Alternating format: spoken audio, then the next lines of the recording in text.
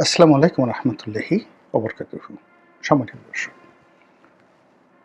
সাম্প্রতিক সময়ে একটি বাক্য বা একটি কথা রীতিমতো ভাইরাল হয়ে পড়েছে।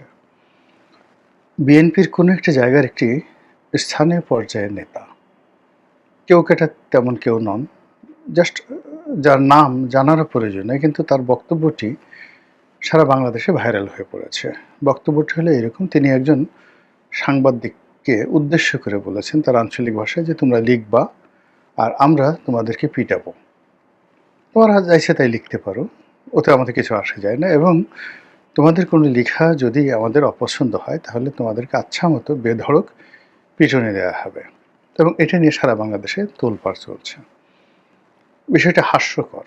বিষয়টা হাস্যকর এই কারণে যে, প্রথমত হলো যে আপনি লিখবেন, তারপর আরেকজন পড়বেন, তারপরে তিনি প্রতিক্রিয়া দেখাবেন, আপনাকে মারবেন, পিটাবেন। কিন্তু বাংলাদেশে এখন এই মুহূর্তে যা চলছে, বিশেষ করে মূলধারার যে গণমাধ্যমগুলো, সেটা টেলিভিশন বলেন কিংবা পত্রপত্রিকা বলেন, অর্থাৎ ইলেকট্রনিক মিডিয়া এবং প্রিন্ট মিডিয়া, এখানে সরকার বিরোধী কোনো কিছু লেখা যাচ্ছে না, বলা যাচ্ছে না। সীমিত আকারে টক শোগুলোতে বলা যাচ্ছে, কিন্তু যিনি অ্যাঙ্কর, প্রযোজক বা আমন্ত্রিত অতিথি, তাকে খুব হিসাব করে কথা বলতে হচ্ছে। যখন টেলিভিশনগুলোতে লাইভ চলে তখন মানুষ স্বাধীনভাবে যে কোনো কথা বলতে পারে, কিন্তু ধরুন কোনো একজন অতিথি যদি বেফাঁস কোনো কিছু বলে থাকেন বা বলেন, পরবর্তীতে আর তাকে সেই স্টেশনগুলোতে ডাকা হয় না। এখানে সংবাদপত্র জগতে এই মুহূর্তে যা কিছু হচ্ছে, আমার নিজের যে ব্যক্তিগত অভিজ্ঞতা, সেই অভিজ্ঞতা দিয়ে আমি আমার যে নিজস্ব অভিজ্ঞতা, সেই অভিজ্ঞতা দিয়ে আপনাদেরকে বাস্তব অবস্থা বোঝানোর চেষ্টা করব। আমার অনেকে আপনারা জানেন যে কর্মজীবন শুরু হয়েছিল সাংবাদিকতা দিয়ে, এবং সেটা একদিন দুই দিন নয়। 1986 সনে 1986-এ আমি দেশের প্রথম শ্রেণীর জাতীয় দৈনিকে আমার কর্মজীবন শুরু করেছিলাম। এরপরে প্রায় টানা 5 বছর সংবাদপত্রে ছিলাম। সেখান থেকে বের হয়ে ব্যবসা বাণিজ্য করি, তারপরে রাজনীতি করি। এরপর 2000 সেই অ্যাকশন থেকে ন্যাশনাল পলিটিক্সে এমপি মনোনয়নের জন্য চেষ্টা করি।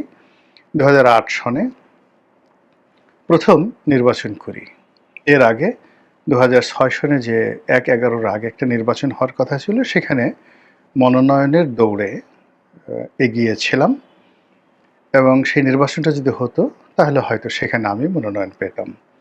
তাহলে দেখুন, 2001 সনে যে জাতীয় রাজনীতি শুরু করেছিলাম সেটি পূর্ণতা পেল 2008 সনে। প্রায় টানা 8 বছর একটি মনোনয়ন পাওয়ার জন্য তৃণমূলে আমাকে কাজ করতে হয়েছে। নির্বাচিত হওয়ার পর সেই আমার যে পুরনো পেশা সাংবাদিকতা, সেটার সুবাদে আমরা জাতীয় দৈনিকগুলোতে আমি নিয়মিত, যেটিকে বলা হয় পোস্ট এডিটোরিয়াল, উপসম্পাদকীয়, সেটা লেখা শুরু করলাম। আমার যারা বক্তব্য শোনেন তাদের সংখ্যা যেভাবে অনেক, তদ্রূপ আমি লিখেছি, আর সংবাদপত্রের পাঠক যারা আছেন তারা পড়েননি একটিবারের জন্য, এরকম সংখ্যা সম্ভবত বাংলাদেশে কম আছেন। তো কাজী 2008 সন থেকে লিখছি বাংলাদেশ প্রতিদিন, কালের কণ্ঠ, যুগান্তর, এরপর আমাদের সময়, দৈনিক নয়া দিগন্ত সহ প্রায় সব পত্রপত্রিকাগুলোতে। আর সাক্ষাৎকার ছাপা হয়েছে, আমার বক্তব্য ছাপা হয়েছে, ফেসবুকে স্ট্যাটাস দিয়েছি, সেগুলো ছাপা হয়নি এরকম কোনো প্রথম শ্রেণীর পত্রিকা বাংলাদেশে নেই, ইংরেজি এবং বাংলা সব জায়গাতেই। দ্বিতীয়ত, যে আমি যাদের সঙ্গে আমার কর্মজীবন শুরু করেছিলাম 86 থেকে একদম 90 পর্যন্ত, বলতে গেলে তারাই এখন বাংলাদেশের সংবাদপত্র জগতের কিংবদন্তি। কেউ সম্পাদক, কেউ উপসম্পাদক, কেউ মালিক, কেউ হয়তো অনেকে রিটায়ার্ড করে ফেলেছেন, অনেকে স্টার হয়ে গেছেন, একেবারে সংবাদপত্র জগতের স্টার।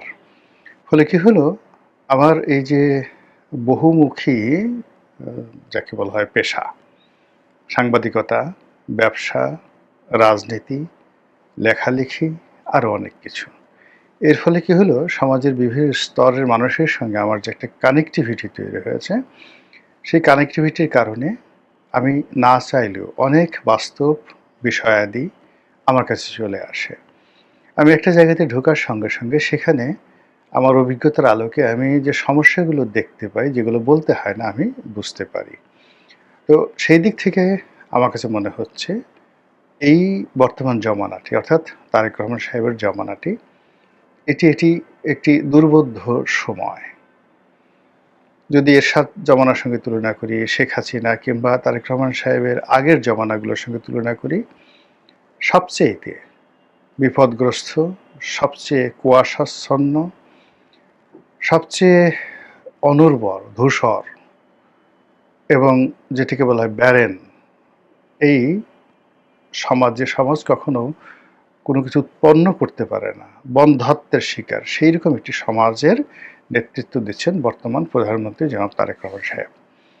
এখন এটা কি উনি বুঝে করছেন, না বুঝে করছেন, এটা কি উনি ইচ্ছায় করছেন, অনিচ্ছায় করছেন, এটা কি জেনে করছেন, না জেনে করছেন, আমি এগুলো ইন ডিটেলসে যাব না।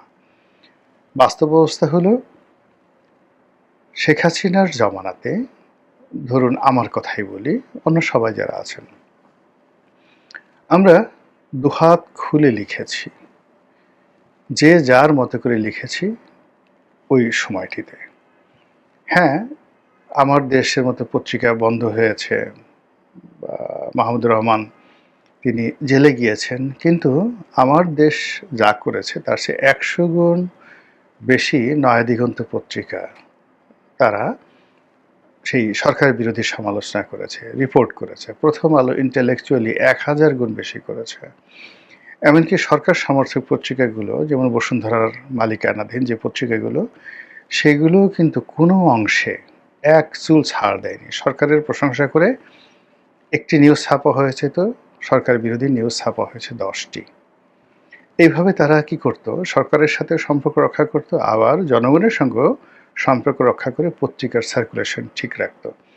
ফলে ইলেকট্রনিক মিডিয়া এবং প্রিন্ট মিডিয়া তখন শেখ হাসিনার জমানাতে রীতিমতো রমরমা একটা অবস্থা তৈরি হয়েছিল। প্রায় সব টেলিভিশনগুলোতে দ্বিধার্সে যেভাবে টক শো হতো, মানে আমি তো শেখ হাসিনার পতনের ৩-৪ বছরের মানে পর্যন্ত সময় ঘুমাতেই পারতাম না। প্রতি রাত্রে ১টা-২টো করে টক শো থাকতো, ডেইলি ৩টা করে টক শো থাকতো, এবং এটা এত বেশি চলতো। আর যা মুখে আসে, মানে যা মুখে আসে স্বাধীনভাবে সেই কথাগুলো আমি কিন্তু শেখ হাসিনার জমানাতে বলে গেছি, লিখে গেছি নির্দ্বিধায়। কিন্তু যখন ডক্টর মোহাম্মদ ইউনূসের জমানা এলো, ঠিক সেই জমানাতে আসার পরে আমার ভিতরে একটা মবের, মানে মনে হতো যে কেউ হয়তো মব করবে। আমি নিচে মনে করতো যে একটা কথা, বেফাঁস একটা কথা বললে বা স্বাধীন মতো একটা কথা বললে, যেটি ইউনূস সাহেবের বিরুদ্ধে যাবে, এনসিপির বিরুদ্ধে যাবে, তারা হয়তো একটা মব তৈরি করবে। আর আমার মধ্যে এই ভয়টা যতটা না ছিল, তার চেয়ে বেশি ভয় ছিল যারা আমাকে দাওয়াত করত, অর্থাৎ টেলিভিশন কর্তৃপক্ষ। এই জন্য হয় কি, অনেকটা সেলফ সেন্সরশিপ নিয়ে আমি লেখালেখি করতাম, তারপরে বলতাম, কিন্তু সেটারও একটা সীমা ছিল। কিন্তু যখন তারেক রহমান সাহেবের সরকার এলো, তখন প্রথমে যে কাজটি হলো, সেই কাজটি হলো আমাকে লেখা বন্ধ করে দিতে হলো। নয়াদিগন্ত পত্রিকায় আমি এমনি লেখা বন্ধ করলাম। এর কারণ হলো, যখন আমার কাছে মনে হলো যে নয়াদিগন্ত শেখ হাসিনার জমানাতে যেভাবে শেখ হাসিনা বিরোধী লেখাগুলো ছাপাতো তারা, কিন্তু কোনো অবস্থাতেই এখন ডক্টর মোহাম্মদ ইউনূস কিংবা জামাতের বিরুদ্ধে কোনো লেখা তারা ছাপাবে না। এই যে পত্রিকাগুলো, এই পত্রিকাগুলোর অনেকগুলো হিপোক্রেসি আছে। তারা যখন অন্যের বিরুদ্ধে হয়, আপনি এখন প্রথম আলোকে যত কথাই বলেন না কেন, আপনি ট্রান্সকমের বিরুদ্ধে কোনো নিউজ ছাপাতে পারবেন না। আপনি মতিউর রহমানের বিরুদ্ধে কোনো নিউজ সেখানে ছাপাতে পারবেন না। মানে যত কিছু আছে, অবশ্য শেখ হাসিনা, জয়, এদের বিরুদ্ধে যত কথা বলেন না কেন, তারা কিন্তু সেটা খুব সুকৌশলে সেটা ছাপিয়ে দিবে। তো এই কর্পোরেট যে মন মানসিকতা, সেই মন মানসিকতা নয়াদিগন্তরে ছিল। ফলে আমি সেই পত্রিকা ইচ্ছে করে লেখা বন্ধ করলাম, এবং সেখানে আমার প্রায় ৫ লাখ টাকা, মোর দ্যান ৫ লাখ টাকা আমার সেই লেখক সম্মানই এখন পর্যন্ত বাকি আছে। কিন্তু সেই ইউনূস জমানাতে তারা সবচেয়ে বেশি বিজ্ঞাপন পেয়েছে, রমরমা অবস্থা তাদের ছিল, এখন যদিও এতটা নাই, কিন্তু ওই সময় যে তারা অনেক কিছু করেছে কিন্তু আমার টাকাটা কিন্তু দিতে পারেনি। ফলে এই যে ইসলামকে কেন্দ্র করে তারপর সংবাদপত্রকে হাতিয়ার হিসেবে বানিয়ে যেই সমস্ত মানুষ নীতি এবং নৈতিকতার কথা বলে তারা একজন লেখকের ৫ লাখ টাকা বেতন, মানে ভাতা, সম্মানী যেটাই বলেন না কেন, সেটা তারা দেয় না, দিতে পারে না, এবং এই জন্য প্রয়োজনে মানে এদেরকে মামলায় ফেলানোর মতো অবস্থা হয়ে গেছে, যে এদের বিরুদ্ধে যে মামলা করবেন তখন আবার বলে হায় হায় হায়, এটা কি ধরনের অবস্থা, একজন লেখক একজন পত্রিকার বিরুদ্ধে মামলা করছে। তো এই হলো পত্রপত্রিকাগুলোর হিপোক্রেসি। এনিওয়ে, এখন যেটা আসি সেটা হলো নয়া দিগন্তে বাদ দিয়ে আমি বাংলাদেশ প্রতিদিনে লেখা শুরু করলাম। তো বাংলাদেশ প্রতিদিনে লেখা শুরু করলাম, লিখছি, প্রতি লেখা ১০,০০০ টাকা করে পাই, একটা লেখা ছাপা হয় ১০,০০০ টাকা, সেভাবে তাদের সঙ্গে চুক্তি হলো এবং বেশ কয়েক মাস লিখলাম। তো লিখতে গিয়ে হঠাৎ করে সেখানে সাবেক সম্পাদক নঈম নিজাম, আমার বন্ধু মানুষ, কোনো একটা লেখায় তার নামটি উল্লেখ করলাম যে নঈম নিজাম এই কথা বলেছে। এই নঈম নিজামের নাম নিলাম কেন? এজন্য পত্রিকায় যারা এই সরকারপন্থী মানে বিএনপি পন্থী যারা সাংবাদিক ছিলেন, যারা একসময় নঈম নিজামের জুতো টানতেন, নঈম নিজাম যদি মল ত্যাগ করতে চাইতেন তারা ২ হাত পেতে দিত যে হুজুর আমার এই হাতের উপর আপনি মল ত্যাগ করেন। এই ধরনের নঈম নিজামের যারা দালাল ছিল সেই সকল দালালরা শিখল সেই লেখা, বলে যে না এটা ছাপানো যাবে না। কেন ছাপানো যাবে না? এখানে নঈম নিজামের বিরুদ্ধে মামলা আছে, এটা যদি ছাপানো হয় তাহলে সরকার কি বলবে? মূলত এরা সবাই বিএনপির পান্ডা। আমি বললাম যে না ঠিক আছে, এই অবস্থা যদি হয় আমি আর এই পত্রিকায় লিখব না, এই পত্রিকায় লিখব না, বাদ, সেই পত্রিকায় লেখা বাদ। যদিও মালিক পক্ষ থেকে শুরু করে সবাই সেই মানে তাদের সবার সাথে সম্পর্ক ভালো, কিন্তু ওই যে দলের মানে সরকার পরিবর্তনের সঙ্গে সঙ্গে সেখানে যে বিএনপির যারা পান্ডারা ঢুকে গেছে, সেই পান্ডারা যেখানে সাবেক সম্পাদকের একটা নাম ওখানে উল্লেখ করার মতো অবস্থা তাদের নেই, অন্য লেখা বাদ। অথচ সেই বাংলাদেশ প্রতিদিনে আমি বাহাউদ্দিন নাসিমের বিরুদ্ধে লিখেছি, শেখ হাসিনার বিরুদ্ধে লিখেছি, শেখ হাসিনার প্রাইভেট সেক্রেটারি, পার্সোনাল সেক্রেটারি, দুজন সেক্রেটারি ছিলেন, একজন হলো এনআই খান, নজরুল ইসলাম খান, তার বিরুদ্ধে লিখেছি, আরেকজন প্রাইভেট সেক্রেটারি ছিলেন মেজবা, তার বিরুদ্ধে লিখেছি। মন্ত্রী, এমন কোনো মন্ত্রী নেই তাদের বিরুদ্ধে শেখ হাসিনার জামানাতে বাংলাদেশ প্রতিদিনে ২০০৯ থেকে একেবারে ২৪ পর্যন্ত যা ইচ্ছে তাই সেখানে লিখেছি। কোনো দিন একটা শব্দ সেই সময়টাতে পত্রিকায় যারা আওয়ামী লীগপন্থী সাংবাদিক ছিলেন একটা শব্দ তারা কখনো কাটেনি। আচ্ছা, এরপর কি করলাম? বাংলাদেশ প্রতিদিন ছেড়ে কালের কণ্ঠে লেখা শুরু করলাম।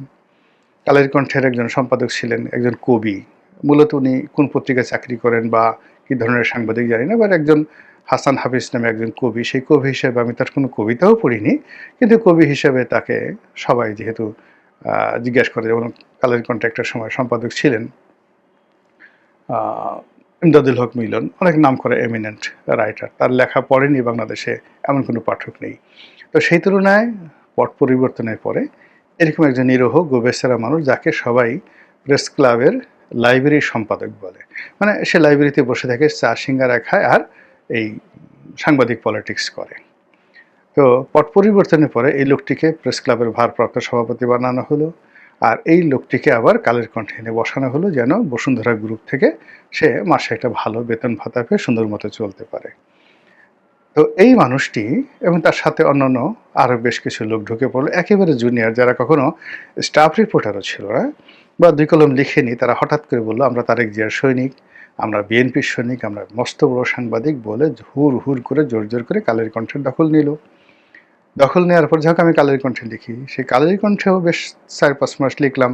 লেখার পরে হঠাৎ করে দেখা গেল একদিন একটা লেখা, সেই লেখার আপনি বুঝেন যে লেখার ত্রুটিকে, পুরো লেখাটা লিখলাম, শেষের যে বাক্যটি, যে বাক্যটির কারণে সেই লেখাটা ছাপানো হলো না, এবং রাতে ১২টার সময় ওই যে পাঠাগার সম্পাদক প্লাস কালের কণ্ঠের সম্পাদক কবি সেই ভদ্রলোক সে নিজে এসে মানে রীতিমতো সন্ত্রাসের মতো সেই লেখাটা সে সেখান থেকে নামিয়ে ফেলল।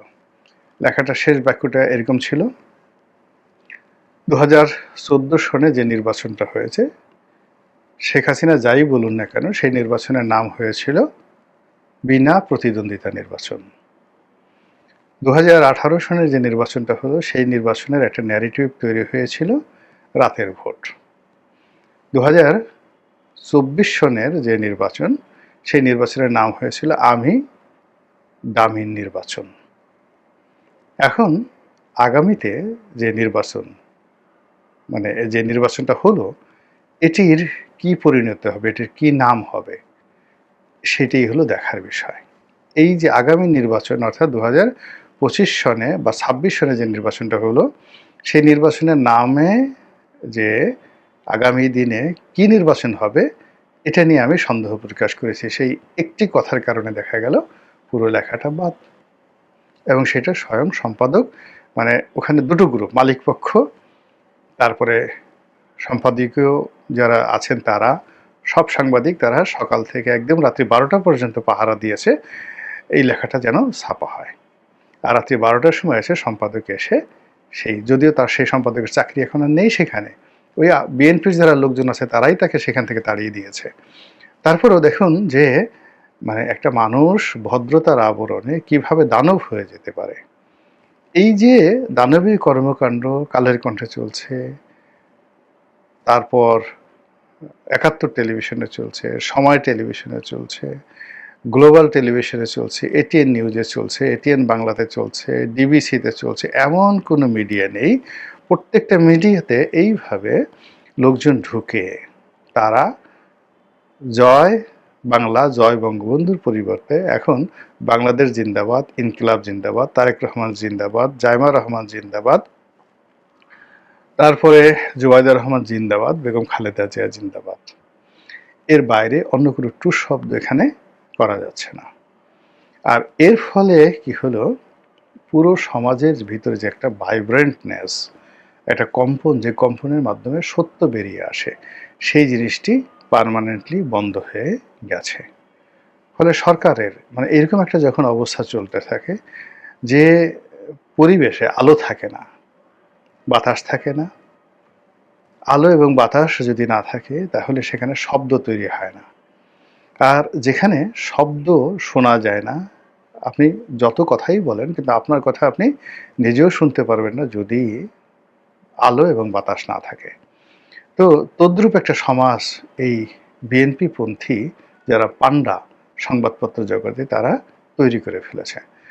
ফলে আমাদের এই সমাজের মানে একমাত্র অবলম্বন হলো এই সোশ্যাল মিডিয়া, যে সোশ্যাল মিডিয়া সরকারের পক্ষে, কোনো সরকারের পক্ষে, আমেরিকান সরকারের পক্ষে নিয়ন্ত্রণ করা সম্ভব নয়। ফলে আমরা এই যে সোশ্যাল মিডিয়াতে যে কথাগুলো বলছি সেই কথাগুলো 99.99% ক্ষেত্রে দেখা যাচ্ছে যে বুমেরাং হয়ে যাচ্ছে সরকারের জন্য। অথচ এই কথাগুলো যদি মূলধারার গণমাধ্যমে হতো, এটা ওয়েল পলিশড হতো, দায়িত্ব এবং কাণ্ডজ্ঞান সহকারে সবাই কথাবার্তা বলতেন এবং এগুলো নিয়ে গুজব তৈরি হতো না। যেমন ধরুন আমি একটা কথা বললাম, আমার এই বক্তব্যের একটা ছোট্ট অংশ নিয়ে সে দেখা গেল যে এইটার ভিউ হলো 1 লাখ পুরো ভিডিওর, অথচ ছোট ক্লিপটি মিলিয়ন মিলিয়ন ভিউ হয়ে গেল ওই একটা কথা দিয়ে, হায় হায় রনি সাহেব এই কথা বলেছে, এবং সেটা নিয়ে সারা বাংলাদেশ তোলপাড়।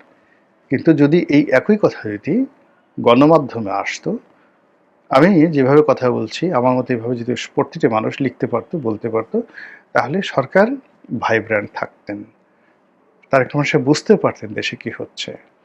এখানে পিটাপিটির কোনো রিজন আসতো না, বরং অটোমেটিকভাবে যারা দুর্বৃত্ত রয়েছে, দলের মধ্যে দুর্বৃত্ত যারা তারেক রহমান সাহেবের জন্য ক্ষতিকর, বিএনপির জন্য ক্ষতিকর এবং দেশের জন্য ক্ষতিকর, এই মানুষগুলো অনায়াসে পচে যেত। কিন্তু সেই কাজ না করে একেবারে প্রথম শুরুর দিন থেকে যেভাবে দলীয় পান্ডাদের হাতে, যাদের এডুকেশন নেই, যাদের কোয়ালিটি নেই, যাদের 2 কলম লেখার ক্ষমতা নেই, যাদের অডিয়েন্স নেই, মানে তারা বক্তা হিসেবে তাদের কোনো অডিয়েন্স নেই, তাদের কোনো সৃষ্টিকর্ম নেই, যাদের কোনো পাঠক নেই, এই ধরনের লোক সব বিএনপি মানে তারা বিএনপিকে ওন করে ফেলেছে, they are the owner of BNP. ফলে পিটাতে হবে না, মানে লিখবে তারপর আপনি পিটাবেন সেটা তো পরের ব্যাপার। পত্রিকাগুলো এখন যেভাবে আছে, বড় বড় পত্রিকাগুলো যেভাবে আছে, এইভাবে আসলে কোনো লেখা সরকার বিরোধী কোনো লেখা এখানে ছাপানোই হচ্ছে না। ফলে সরকার বুঝতে পারছে না যে কোন ভয়াবহ পরিণতির দিকে তারা এগোচ্ছে। মহান আল্লাহ আমাদের সবাইকে হেদায়েত দান করুন এবং আমাদের দেশের প্রতি তার খাস রহমত এবং বরকত নাজিল করুন। আসসালামু আলাইকুম ওয়া রাহমাতুল্লাহি ওয়া বারাকাতুহু।